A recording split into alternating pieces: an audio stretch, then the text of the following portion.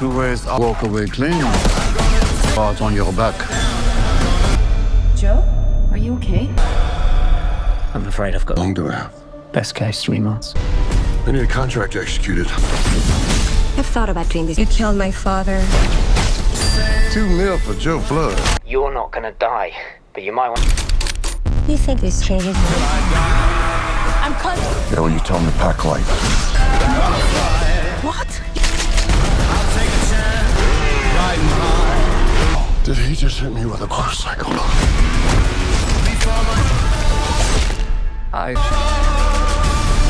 اهلا وسهلا بكل العفاريت وملخص جامد وجديد. اتمنى تشتركوا في القناة وتفعلوا الجرس عشان توصلكم اجدد ملخصاتنا، ويلا بينا على الفيلم. بيبدأ الفيلم مع تاجر مخدرات وهو واخد مراته ورايحين يحضروا حفل رقص. المهم بعد ما بيدخلوا المكان بيشوف واحد اسمه جو وهو بيراقب تحركات الراجل ده بتركيز شديد.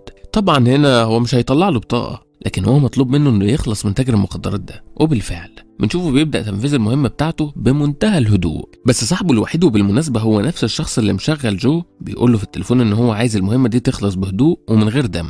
لكن طبعا ده مش بيحصل، وده لانه اول ما بيشوف اي حد تبع رجاله العصابه بيخلص عليه من غير ما حتى يديهم اي فرصه للمقاومه. المهم بيفضل يتحرك في هدوء لحد ما بيوصل للمكان اللي قاعد فيه تاجر المخدرات ده هو ومراته. طبعا تاجر المخدرات اول ما بيشوفه بيعرف هو عايز منه، فبيطلب منه ان هو يديله دقيقه يستمتع بجمال الحفله. طبعا هو ولا عايز يستمتع بجمال الحفله ولا عايز يستمتع بجمال الفن، وعايز ياخد فرصه ان هو يطلع سلاحه. لكن جو عارف الحركات دي ومش بيديله فرصه، وبيديها له في نص راسه، ومش بيرضى يخلص على مراته وبيسيبها تهرب. بعد كده بياخد بعضه وبيخرج من المكان ولا كأن حاجه حصلت. لكن فجأة بيحس بدوخة شديدة وعينه بتبقى مزغلله ومش قادر يشوف، بيبقى بالعافية قادر يقف. في نفس الوقت ده لما راجل من رجال تجار المخدرات لما بيرجع عشان يشوف رئيسه بيكتشف ان هو مقتول. واول ما بيطلع من المكان الشرطة بتشوفه هو ماسك سلاح، فبيشتبكوا مع بعض. طبعا بسبب صوت ضرب النار كل الناس الموجودة في الحفلة بتطلع تجري من الخوف. وبنشوف واحدة اسمها ميزي وهي بتحاول تخرج من المكان، لكن بسبب الفوضى اللي موجودة بتقع على الارض والناس اللي بتجري بيدهسوها، لحد ما بيجي جو بياخد تليفونها اللي وقع منها وبيشيلها وبيطلع بره المكان. لكن فجأة وهو واقف معاه صداع شديد بيجيله تاني وعينه بتزغلل ومش بيبقى قادر يقف. اول ما بتشوفه بالحاله دي بتطلب من واحد من زمايلها يجيب ازازه ميه، ولسه بترجع له بتكتشف ان هو اختفى. بعدها بيرجع جو لبيته وهنا بيكتشف ان هو نسي تليفونه وميزي في جيبه، فبيرميه على الترابيزه وبياخد مسكن وبيدخل عشان ينام. المهم في تاني يوم بياخد بعضه وبيروح للدكتور عشان يكشف عليه ويعرف ايه سبب الصداع المزمن اللي بيجيله. لكن الدكتور بيطمنه وبيقول له ان كل التحاليل بتاعته سليمه، وبيساله لو اتخبط في راسه قبل كده. فبيرد عليه جو بيقول له ان هو جاله ارتجاج قبل كده اكتر من مره لكنه اتعالج منهم. فبيرد عليه الدكتور وبيقول له ان الخبطات اللي بتيجي في الراس على طول ممكن تعمل مشاكل. ولما بيسألوا جو ايه الحل بيرد عليه ان هم يعملوا تحاليل تاني وبعد كده يقرروا. بعد كده جو بياخد بعضه وبيروح لصاحبه اللي شغال معاه وبالمناسبه اسمه جيم، وبعدها جو بيحكي له عن اللي حصل معاه. فبيطمنه جيم وبيقول له انه هيكون كويس، وبيقول له كمان ان العمليه بتاعت امبارح كانت ممتازه، حتى الشرطه مش بتشك فيه، بتشك في راجل من رجاله العصابه. وبعد كده بيديله شيك بفلوس المهمه وبيطلب منه ان هو ياخد اجازه ويرتاح شويه، الدنيا مش هتخرب لو ما اشتغلش اليومين دول. بعد كده بنشوف جو هو رايح عشان يدي التليفون لميزي، وبيكون باين عليه ان هو معجب بيها، لكن بسبب الشغلانه اللي هو شغالها ما ينفعش يبقى ليه علاقات عشان ما يأذيش حد. وهي اول ما بتشوفه بتشكره ان هو تعب نفسه وجاب لها التليفون لحد عندها. ساعتها بتعرض عليه انهم يتعشوا مع بعض، تكتب له رقم تليفونها في ورقه وبياخدها وبيمشي. لكن بنشوفه هو بيكرمش الورقه بيرميها في صندوق الزباله، بس فجاه بيقف كده وبيرجع عشان ياخد الورقه اللي فيها نمره ميزي. واول ما بيروح البيت بيحاول يبعت لها ان هو موافق، وبالفعل بالليل بيتقابلوا وبيقعدوا في مطعم عشان يتعشوا. وبيبان على جو ان هو بدا يعجب بيها اكتر، وهي برضه بتكون بدات تعجب بيه. بعد كام يوم من علاقتهم دي بيروح جو يقابلها وبيديها ورد، وبيقضوا ايامهم بسعاده. بيعترف لها بحبه، ويومه بيبقى كالاتي: الصبح شغال قاتل مأجور، وبالليل مقضيها سهر وخروجات معاها. وبيفضل على الحال ده فتره لحد ما بيجي يوم بيروح لجيم وبيقول له ان هو خلاص عايز يبطل الشغل ده لانه حب ميزي ومش عايز يعرضها لخطر، وده غير ان هو مش عايزها تعرف هو بيشتغل ايه لانها اكيد مش هترضى تعيش معاه. لكن جيم مش بيوقف قدام رغبه جو وبيوافق ان هو يتقاعد ويسيب الشغل، وبيبان عليه برضه ان هو متضايق شويه لانه مش هيقدر يعمل فلوس من العمليات اللي كان بيروحها جو. ومن خلال كلامهم بنعرف ان جو حط قوانين ان هو مش هيقتل حد ضعيف ولا هيقتل طفل، بس اللي هيقتلهم هم رجال العصابات. بعد كده جو بيطلب من جيم ان هو يجي معاه عشان يحضر الحفله اللي عاملاها ميزي، وده لانه ما عندوش صحاب غير جيم. فبيوافق جيم ان هو يروح معاه، وبالليل بنشوفهم هما متجمعين في الحفله. لكن جو بيتعب وبيدخل الحمام،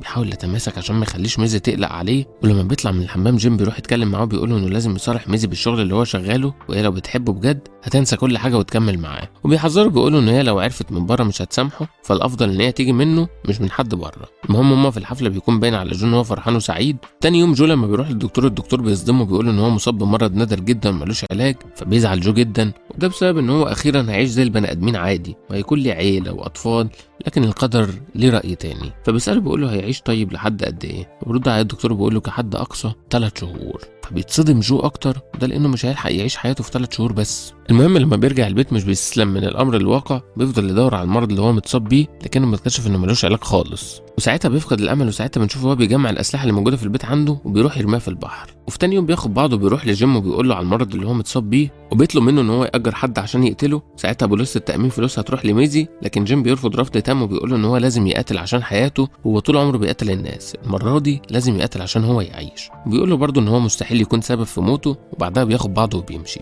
لكن جو مش بيستسلم وبياخد ال $2 مليون اللي عرضهم على جيم، وبيروح لرئيسة عصابة تانية اسمها ميا وبيعرض عليها $2 مليون مقابل ان هي تأجر قاتل عشان يقتله. استغرب من كلامه، ولما بيحس ان هي تسأله ليه ومش ليه بياخد بعضه وبيقوم عشان يمشي، لكن هي بتقول له لا اقعد وهنفذ لك اللي انت عايزه. نعرف كمان ان هي مبسوطة بحاجة زي كده، وده بسبب ان جو قتل ابوها وهي كان نفسها من زمان تنتقم منه. في نفس الوقت ده بنروح نتعرف على واحد تاني وهو برضه شغال قاتل مأجور واسمه الأوف دال، وهو بينفذ مهمة، وبعد ما بيخلصها بتجيله مهمته التانية وبيكون جو. لكن هو أول ما بيشوف إن الهدف التاني بتاعه هو جو بيرفض المهمة رفض تام، وده لأنه عارف مهارات جو القتالية. ده اللي بيخلي ميا تبعت صورة جو لعصابتين، عصابة كورية وعصابة درجات نارية. ولما بنروح نشوف العصابتين دول بنعرف إن هم عصابتين خطر جدا، ده بسبب إن هم متدربين على أعلى مستوى، سواء كانت العصابة الكورية أو عصابة الدرجات النارية. ولما بنرجع لجو بنشوفه هو خارج مع ميزي لآخر مرة، لكن مساعد ميا بيكون مراقبهم وبيصورهم عشان يبلغ العصابات. في نفس الوقت ده بنشوف جو هو بيكلم ميزي وبيقول لها ان هو عنده شغل بره البلد ومش عارف ان كان هيرجع ولا لا، وبيطلب منها ان هم ينفصلوا، وده لان قرار ارتباطهم جه بسرعه. وهي طبعا اول ما بتسمع الكلام ده بتنهار وبتكون زعلانه جدا لانها عارفه ان هو بيحبها وان هي كمان بتحبه، وبعد كده بتمشي من المكان. وبنشوف جو لما بيرجع البيت مش بيرضى يقفل الباب كويس، ده بسبب ان هو عايز يسهل مهمه القتله المأجورين اللي هيجوا عشان يخلصوا عليه. وبعد كده بيبعت رساله لميزي بيعرفها على كل حاجه وبيقول لها ان هو بيحبها جدا. في نفس اللحظه دي بتجيله مكالمه من الدكتور اللي بيقول له فيها ان التحاليل بتاعته اتلخبطت مع حد تاني، وان هو سليم ما عندوش اي مشاكل،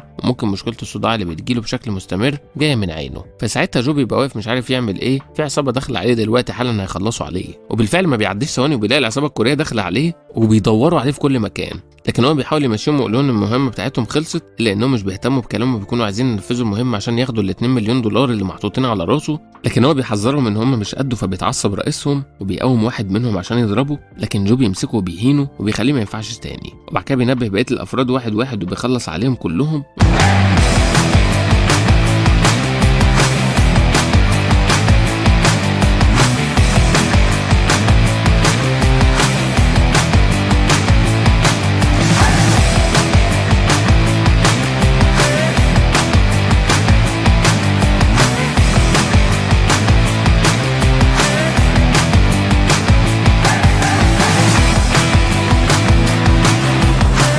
بيفجر الشقه وبيمشي. بعد كده بيتصل بميا عشان يخليها تلغي المهمه اللي هو طلبها منها، كان هي بتقول له ان دي فرصتها عشان تنتقم منه وتخلص منه وتنتقم لموت ابوها اللي هو كان سبب فيه، وبتعرفوا ان هي تكلم عصابات اوروبا كلهم عشان يخلصوا عليه. ساعتها هو بيقفل معاه وبيتصل بميزي وبيقول لها ان هو هيبعت لها فلوس وما ترجعش البيت، تاخد بعضها وتسافر لاي دوله تانية وهو يدور عليها وهيلاقيها. في نفس الوقت ده عصابه الدرجات الناريه بتيجي للمكان وبيبداوا يلعبوا بيه شويه، وبرغم ان هم مش بينزلوا من على الموتوسيكلات وبيضربوه باستخدام الموتوسيكلات ذات نفسها، الا ان مهاراتهم عاليه جدا. لكن جو بيتعصب فبيبدا يقتلهم وبيقدر يخلص عليهم هما الاثنين.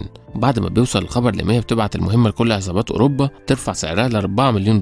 بيكون عدد كبير من العصابات وصلت لهم المهمه دي، ومعظمهم ما بيهتمش بحاجه الا واحد اسمه بوتاس، وده مقاتل اسباني محترف، لدرجه ان احنا بنشوفه في مهمه دخل مستودع لعصابه تانية خلص عليهم كلهم واخد الشنطه اللي فيها الفلوس والبضاعه ومشي. في نفس الوقت ده جو بياخد بعضه وبيروح لصاحبه جيم وبيعرفه على اللي حصل، فبيكون جيم مبسوط ان هو مش هيموت من المرض، لكن ممكن يموت بسبب العصابات اللي بتطارده. بيبدا يعالج له الاصابات اللي اتصابها بسبب العصابتين اللي هجموا عليه. وبعد كده جو بيطلب من جيم ان هو يجيب له اسلحه لانه معهوش اسلحه، فبيديله شنطه مليانه كل ما لذ وطاب من الاسلحه. وبعد كده بيكونوا هما الاثنين متفقين انهم يجمعوا كل العصابات في قلعه ويخلصوا عليهم مره واحده، فجيم بتعجبه الفكره. من الناحيه الثانيه بنشوف ميا وهي بتتصل بالافدال وبتبعت له صوره ميزي وبتطلب منه ان هو يخطفها ويهدد جو بيها، وبعد ما يخلص عليها تديله الفلوس بتاعته. وبعد كده بنروح نشوف ميزي وهي بتحضر شنطتها عشان تهرب من المكان زي ما قال، لكن لحظها السيء الافدال بيوصل لها، لكن هي بتحاول تقاوم فبيضطر ان هو يضربها عشان تفقد الوعي وياخدها معاه في العربيه.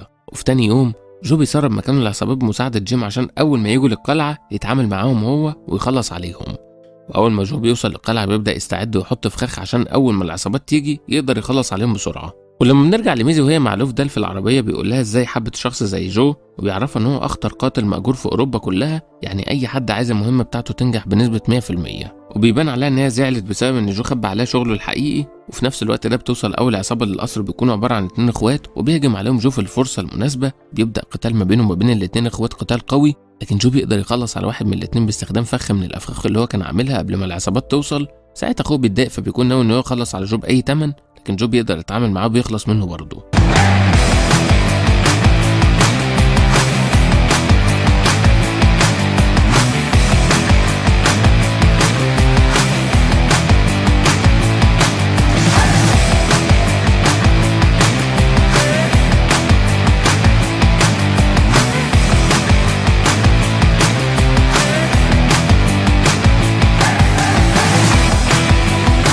في نفس الوقت دي بتوصل العصابه التانية وهم بيدخلوا بيفتحوا النار على جو عشان يخلصوا منه، لكن هو بيستخبى منهم، بيكون زرع لهم قنابل، وبتتصاب واحده منهم فبياخدها على جنب وبيسحب دبوس الامان بتاع القنبله، بيمسك البنت دي وبيرميها على صاحبتها وبيتفجروا هما الاثنين. في نفس الوقت ده بيظهر بوتاس، وقبل ما بيبدا القتال ما بينهم بيستأذنوا دقيقه يطلع السماعات بتاعته ويحطها في ودانه، بيشغل موسيقى وبينسجم.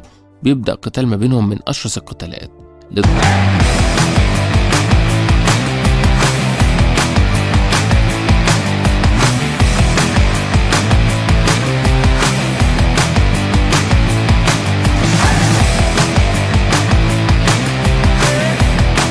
لدرجه ان جو بالعافيه بيقدر يجريه لحد ما بيوصل لدرجه ان هو مش قادر يكمل القتال معاه، فبيوقعه في فخ من الافخاخ اللي كان عاملها. في نفس الوقت ده بيوصل لوفدال وبيتصل بجو من تليفون ميزي وبيقول له ان هو خطف ميزي، ولو عايزها ما تتاذاش يطلع له من الباب الخلفي بتاع القلعه. واثناء كلامهم بيوصل مساعد ميا ورجالته وبيبداوا يقسموا نفسهم عشان يلاقوا جو اسرع، لكن المجموعه دي برغم عددهم الكبير الا ان جو بيقدر يخلص عليهم بسرعه ومش بياخدوا معاه وقت، ونصهم بيموت بسبب الافخاخ اللي هو كان عاملها، والنص التاني بيهجم عليهم. وبعد كده بيظهر جو قدام لوفدال وبيطلب منه ان هو يرمي السلاح، لكن جو بيوافق في حاله واحده، ان هو يشوف ميزي وما يكونش حصل لها اي حاجه. ولما بنرجع لميزي بنشوفها وهي قاعده في العربيه مع واحد من رجاله لوفدال، تقدر تخدعه وتخرج من العربيه وتضربه بخشبه، وبعد كده بتاخد العربيه بتروح لجو وبتخبط لوفدال وبتاخد جو معاه في العربيه وبتمشي. لكن في نفس اللحظه دي بيخرج مساعد ميا وبيضرب عليهم نار، فمحدش بيتصاب، او على حسب ما احنا فاكرين ان محدش اتصاب، لان قدام هنكتشف ان في حد منهم اتصاب. ولما بنروح لجو في العربيه بتتعصب عليه ميزي وبتقول له ان هو ايه اللي كان بيعمله ده، فبيرد عليها وبيقول لها ان هو كان بيعمل كده عشان يحميها. فبتساله سؤال تاني،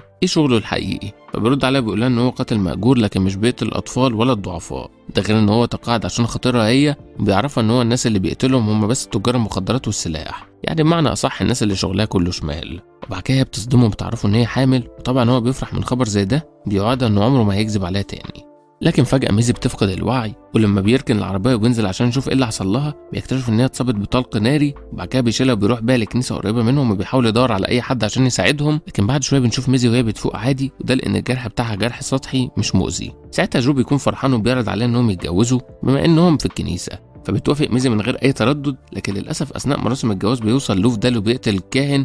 في نفس الوقت ده بيوصل مساعد ميا ورجالته وبيرمي قنبله في المكان، وبيكتشف ان مساعد ميا اخذ الامر انه يخلص على جو ولوفدال. ساعتها لوفدال بيتعصب وبيشتبك معاه، لكن اثناء الاشتباك بيتصاب وبيفضل مساعد ميا يتكلم مع جو بيقول له انت فاكر ان نهايه ناس زينا تبقى نهايه سعيده؟ يعني هتخلص شغل وتتقاعد وترجع بيتك وتعيش حياه طبيعيه زي بقيه الناس؟ مستحيل. ولما جو بيروح عشان يخلص عليه بيكتشف ان المسدس ما فيهوش رصاص، بيكون خلاص مساعد ميا خلص عليه. ميزي بتدخل في اخر لحظه بتخلص على المساعد، طبعا هي بتكون مصدومه ازاي هي عملت كده، فبيروح جو عشان يهديها. من الناحيه التانيه بنشوف ميا وهي بتهرب من مكان كان جيم بيكون هناك وبيخلص عليها، لان العصابات مش هيبطلوا يدوروا على جو الا لما هي تبطل توكلهم عشان يخلصوا عليه. وبعد كده بنشوف جو بيعمل فرحه على ميزي وبيعرض على الكاهن ان هو هيدفع تكاليف تجديد الكنيسه كلها، وده وبكده بيخلص فيلمنا.